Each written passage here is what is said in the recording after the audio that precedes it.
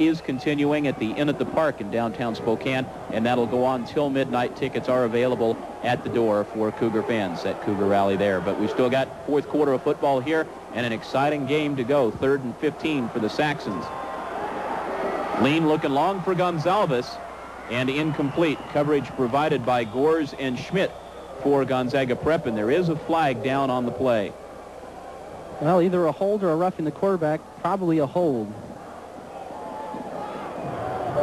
Illegal use of the hands against Ferris. And Rich, while we've got a quick second, let's well, we're going to look at stats first, then we'll identify our referees because we haven't a chance to give them credit as well. 12 yards passing. See, yeah, that's the same it was in the first half, but you see the difference. Ferris led statistically at the end of one, and you can see that Prep has really piled it on in the third quarter. Time of possession still heavily in Ferris's favor, but right now the Bullpups looking to get the ball back and perhaps take a jump. At halftime, it was Ferris with 113 yards to 139 for Prep, so the Bullpups with a big third quarter, 93 yards of total offense. Well, Prep wants them to kick it. They decline the penalty, and we'll see if Lean again can steer it away from the return man. He's done it successfully most of the night. Yeah, Gores hasn't come near the football all night long. Saxons under some pressure. Lean gets it away, though. Fair catch signaled for by Gores as the Bullpups had the punt block on, and he'll take it at the Bullpup 47-yard line with 11:05 left to play here in the fourth quarter. And a big noise coming from the Gonzaga Prep boosters on this near side of the field as they are trying to get their players sparked up.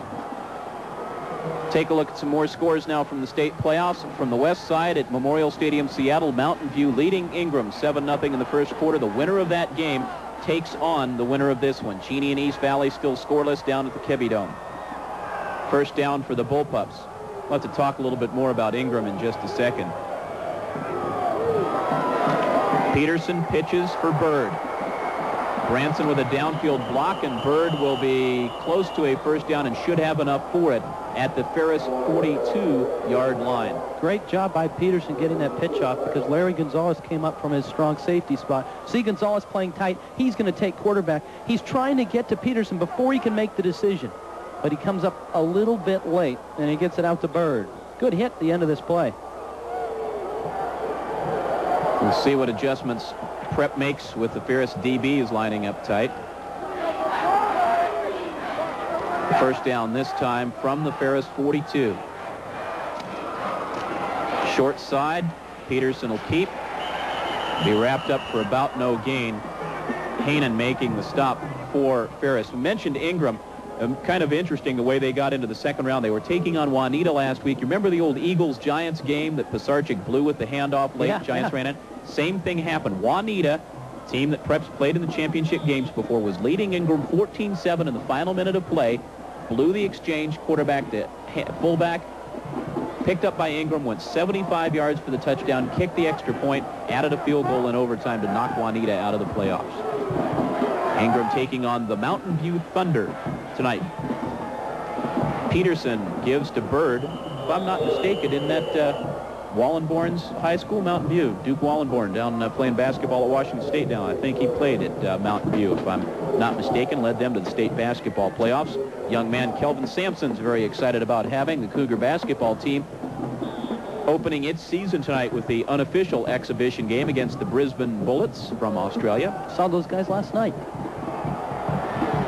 And the Inland Northwest Basketball Classic next weekend up here. Eastern, Gonzaga, Idaho, and Washington State, Friday and Saturday at the Spokane Coliseum. 3rd and 5 for Prep. Pederson has the corner and the first down. Spinning, breaking tackles all the way down to the 21-yard line of Ferris before he's wrapped up. Brandon Clark on the stop along with Damon Evans. If Ferris is going to win this football game, it's going to be by defense, and Mr. Pederson is trying to make sure that doesn't happen. He makes a good DB miss a tackle, and Gonzalez there stays on his feet, gets by Evans, gets by Baggot, still fighting. Almost a late hit. Graham Pederson now 6 carries for 81 yards and the touchdown. That's his best rushing game of the season. And a first down Prep at the 21, 9:09 in the fourth quarter. Branson Hole closed in a hurry as Colquhoun came through to lead the way on the tackle along with Evans.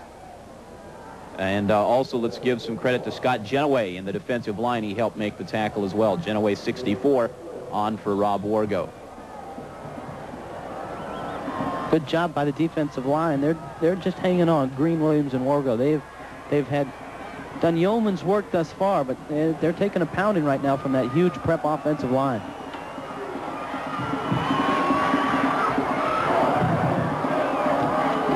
Pederson with the corner again on the keeper. DBs close on him in a hurry this time, though, and make sure they make the tackle.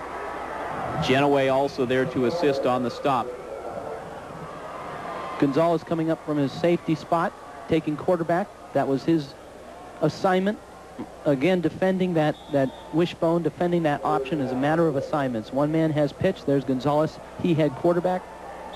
Made a nice stop. Bullpups are going to take a timeout here with 8:04 left to play in the fourth quarter. The team that averages 39 points a game still looking to get out in front of Ferris as the Saxons lead at 10-7. Anderson continues to talk with his players on a big third down play for Gonzaga Prep. 3rd and 6 at the Ferris 17-yard line. As Anderson trots off the field, the Bullpups break the huddle. First time two GSL teams have faced one another in the quarterfinals since 1977, and a whale of a game it is.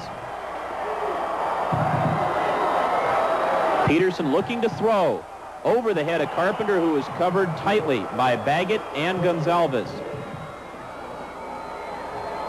We'll see what the Bullpups do. Great job of coverage by Ferris. They know Carpenter's the man to look for. John Byrd was also going deep in the end zone. Pederson looking for Carpenter right away. He's not there. Throws the football away. Does not take the loss. Keeps it at 6 yards, and they got a decision to make here. They're not going to go for the field goal. H.J. Dygert stays on. They signal the play in, and the Bullpups go for it on 4th and 6. 8 minutes to play in the ball game. A field goal would tie it. They're still signaling to Graham Pederson as he steps up to the line of scrimmage. They're not even going to be close on this one as Byrd is brought down. Half the Ferris defense shot through. Damon Evans comes in for the tackle. A loss of 8 yards on the play, and the Saxons take over. Pederson looked confused, Todd. It looked like he wasn't sure of the play. Watch the motion in the backfield. It's not crisp. It's not clean. He fakes the dive. There's a bit of confusion right now. He looks for his pitchman, who's not there. He has to wait, and those seconds cost him, Todd, because it allows Evans and Gonzalez to come up. They are not even close. Yep, the blocking broke down as well.